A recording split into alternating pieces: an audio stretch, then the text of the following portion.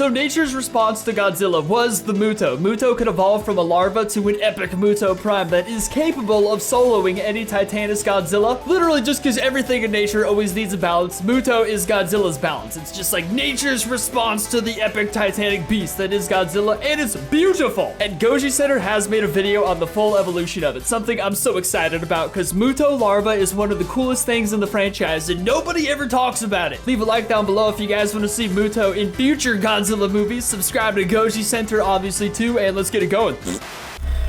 All right. Seriously. Today, you'll learn that being a Muto is not easy, and being born into this species means that you'll probably have a less than 1% chance of making it out alive. God, I love even Mutos. After you survive, you'll probably be condemned to suffer a horrible death. In the Monsterverse, perhaps the most invasive species in any biome would be the Mutos. As a result, being born into the society of death would mean that you're hardwired to destroy, kill, and repeat. God, I love them. That you'll make a lot of enemies throughout your lifetime, things that would want to kill you even from birth. So to better understand your arduous time on Earth, let us introduce you to the Muto life cycle. Woo! In this journey, you can either be born a male Muto or a female Muto. If you are unfortunate to be born a male Muto, then you'll soon find out that your time on Earth will probably be short. On the contrary, being born a female Muto opens the possibility for you to increase rank and potentially turn into one of the most powerful titans on the planet. Your chances of making it this far are very low.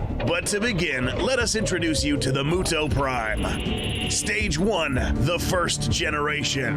Jinshin Mushi, begin yeah. with this titan, Muto Prime or Titanus Jinshin Mushi. Woo! This is the most powerful iteration of all Muto specimens. If you're lucky and born into the right gender, you may just become one of these. Small chance.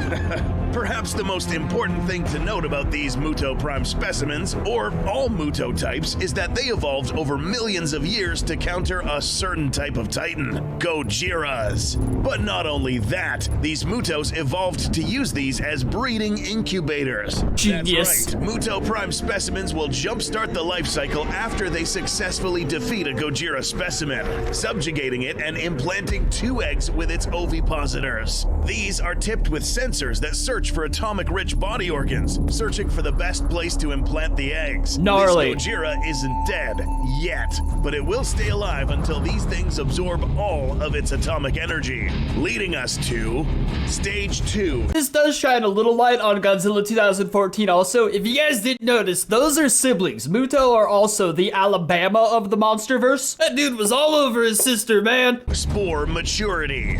So, while our host is literally suffering a slow, excruciating death, these 2 Muto offspring are enjoying a plethora of nourishment necessary to hatch. Eventually, this host, which in this case happens to be a Gojira, will eventually succumb to this energy depletion, slowly fading away as these 2 spores absorb what remains of the radiation found within this Gojira. After these things are ready, the male Muto will hatch first. Why? Well, if we compare both adult male and female Mutos, we'll notice that there is some clear sexual dimorphism between the 2. What? One has wings and one doesn't. Oh, like that. Meaning that the male Muto in this case must go through some form of metamorphosis before it develops its wings. We aren't sure what its larval state looks like, but we do know that as soon as this male hatches, its larval form will immediately seek sources of atomic energy and then return to a cocoon state to further develop. That's the coolest Meanwhile, larva the female ever. will continue to develop in its encasing, waiting for the male to develop wings. How do we know this? Back in the film Godzilla, we witnessed how just one of these Mutos hatched. The spore containing the female was then transported to Nevada, where it matured to its adult form inside a huge waste depository. Stage 3, the hatching. The time has now come for this Muto pair to reveal themselves and wreak havoc. After the male Muto hatches, it will emit pulses that are picked up by its female counterpart, signaling that he's now ready for business. Oh, damn. These two automatically know what to do as soon as they're born. Well, again, the entire Muto classification is hardwired to behave a certain way. Literally everything they do is led by an instinctive compass with only one objective. Dude, instinctive compasses are so trippy. Like baby turtles knowing they instantly have to death march to the ocean. Animals are insane. Terraforming the Earth to their liking. These two are the ones responsible for making sure this happens. The first step in this entire process has already been done. They're successfully hatched, and now the next step is making sure they find each other. Stage 4, mating. In order to begin the mating process, the male has to first seek out the female Muto. But is Mr. Looking for Muto his gonna sister. pull up to the female empty-handed?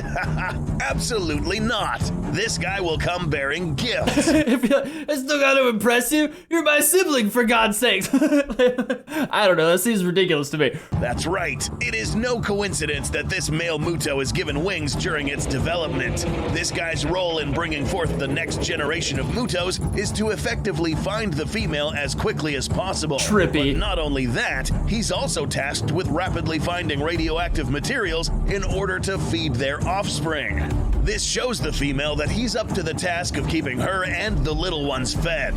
Once the female receives the first dose of radiation from the male Muto, they will proceed to find a suitable place to nest. Gnarly. It is here where they will begin the terraforming of this planet. But how exactly will this be done?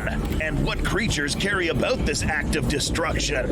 If you enjoy watching GODZILLA and would like to support the channel so we can make more epic content, fights, and see more carnage, please take a moment to go check out our merch store. I feel so bad. I bought a gojicenter sweatshirt like 2 days ago, and then they dropped this epic video. I was hoping I'd have my sweatshirt by the time the next video dropped, which it didn't, but after this one, I'll be wearing my gojicenter sweater for all of them, because it's dope, dude. Like, where else do you get a Monarch sweater? You just don't. It's the only place in the entire world. Where we will gear you up with epic Goji merch, cool posters, all types of phone cases, and more. Links below in the description. If you don't, that's cool. You can at least subscribe, dude. That's true. Even if you don't have money, you can always like channels. If you just subscribe and like their videos, you help a bunch. Doing my part to help gojicenter. Back to the episode. Stage 5, the terraformation of Earth. If you've been paying attention, you'll realize that during the events of 2014, these two Mutos never made it past stage 4. Poor bastards. From now on, we will discuss what would have happened if Godzilla perished at the hands of this Muto pair and contributed to the nourishment of this next generation of That one actor, I couldn't even wait to pause it. I got anxious. That one legend who plays Tangerine and kick in those movies, he literally sleeps with Scarlet Witch and kills all the Mutos in the same movie. Dude broke my heart twice in the same film. Mutos. Keep in mind that this female can carry hundreds of these smaller Mutos. Once setting up her nest, the parents will be tasked with providing constant sources of radiation for their offspring, whether it comes in the form of nuclear warheads or a dead Titan. The best Titan to absorb radiation from would have been a Godzilla. Again, we have to bring up the fact that all Mutos had certain adaptations that helped them counter Gojiras. One ability in particular, known as the EMP, would be used to snuff out some of the literally built to effects kill of a Godzilla. Gojira It's atomic crazy. breath. Additionally, this Muto pair was equipped with an exoskeleton that could more or less show some resistance towards the already weakened atomic breath, and very sharp, pointy-tipped limbs that could pierce a Gojira's thick hide. But what about the offspring? Will they look identical to their parents? This jiggle. is actually an unknown fact about the Mutos, but we'd like to guess that they'll look somewhat similar to their parents and around the same size. It is also unclear whether or not these so-called subspecies could breed amongst themselves, although there are depictions of both male and females making up the ranks of this new generation. Once these hatch and mature, their hardwired task will be to travel throughout the continent, destroying everything in their path and killing any inhabitants that get in the way. But being born into this generation of Mutos will turn out to be the ultimate nightmare. Stage 6, Civil War. That's why I love them right here. Immediately after the Earth is terraformed into what the Mutos now consider a perfect world, there's one final step in completing the full circle, bringing forth the next Muto Prime. This isn't a democracy where everyone votes for the next queen, or monarchy where there is already a set leader. No, this is now a fight to the death. Every Muto for itself, with one winner, one Muto Prime. Admittedly, all we know about this stage is from a theory developed by Dr. Emma Russell, which suggests that at some point, all existing Mutos will eventually turn on each other, until the strongest specimens remain, with one female eventually taking hold of the title of Muto Prime.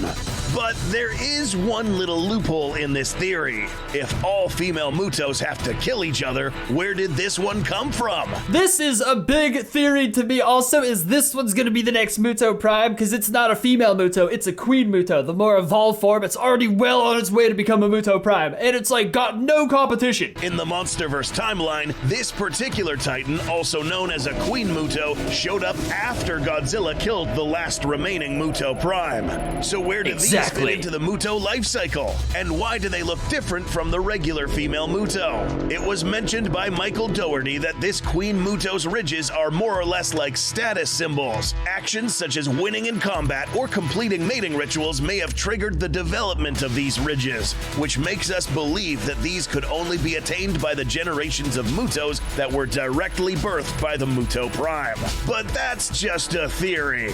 This particular Muto probably survived this said civil war between all female Mutos, but was not active or strong enough to morph into the next Muto Prime. Not leaving yet. that to another female who successfully fended off the rest. And finally, we need to discuss what happened to the rest of these dudes, the males. Another theory is that after they complete their paternal duties, the females would then proceed to devour the male specimens. Duties? Similar to real-life mantises. After they successfully breed, the female will then proceed to kill and eat the male partner. Oh yeah! This might explain why there aren't any males left during this stage of the Muto cycle. After there is only one or a few female Mutos left, only one will have the privilege to evolve into the next Muto Prime. Yummy. Stage 7, Titanus Jinshin Mushi. The cycle reaches full circle at this stage. After a long series of bloody battles with other female Mutos, this particular female's body begins to enter a state of dormancy and likely develops another cocoon. Yes. Her wounds will now begin to heal and her limbs will morph into thicker and more powerful weapons. Yes. Her armor will become more scaly.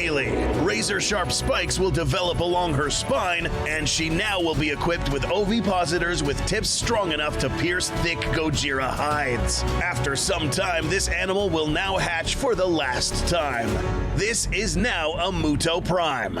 There's a catch to this, however. No! There can only be one of these lurking about, meaning that if this Muto successfully triggers the next life cycle and only one female subspecimen remained, this female wouldn't be able to turn into a Muto Prime until this one died. So, back to this Muto. Why didn't this particular queen turn into the next Muto Prime? She's not ready yet. Godzilla killed the current one. We aren't very sure about this one, but here's some plausible reasons. 1, maybe there was another Queen Muto somewhere else on the planet, and she turned into the next Prime. Or 2, perhaps her body was simply not capable of morphing into the next stage. Maybe it tried, but went through something called pupation failure. Whoa. This can be caused by several reasons, such as genetic abnormalities, injuries to critical organs, malnutrition, etc. No. See, the last one died shortly after 2014. That was 2019, and we see the Queen Muto. I don't think the metamorphosis would take place just over a few years like that. I think she's about 1 or 2 really good battles away from just fully becoming like where she's ready to evolve into a Muto Prime, because there's no way the species just died off like that. And there's also no way there's another Prime out there, because we would have seen him. That thing's like sole purpose is to track down Godzillas and impregnate them. Those are just my theories, though. In the real world, this sometimes actually happens to some caterpillars, and sadly, they never get to turn into moths or butterflies. Losers! As we can see, apart from being the best fighter to become a Muto Prime,